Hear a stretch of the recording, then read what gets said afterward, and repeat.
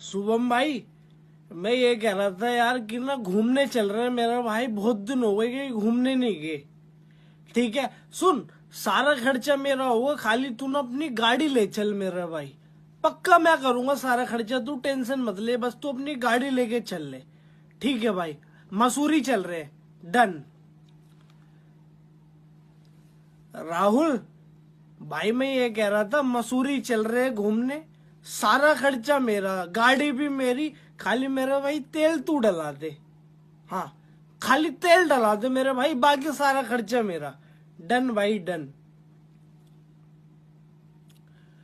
हिमांशु भाई, मैं ये कह रहा था मनाली चल रहे हैं घूमने, सारा खर्चा मेरा मेरे भाई, गाड़ी तेल सब मेरा, खाली तू ना होटल कर दे, तेरी तरफ से होटल कर दे, बाकी सारा खर्चा मेरा।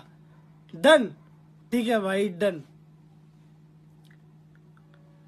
रवि भाई, मैं ये कह रहा था मनाली चल रहे मेरे भाई घूमने, सारा खर्चा मेरा मेरे भाई, खाली खाने का तू देख ले, बाकी सारा खर्चा मेरा। हाँ, कल चल रहे मेरे भाई। ठीक है, डन भाई, खाने का तेरा है ना। ठीक है, डन मेरे भाई, डन।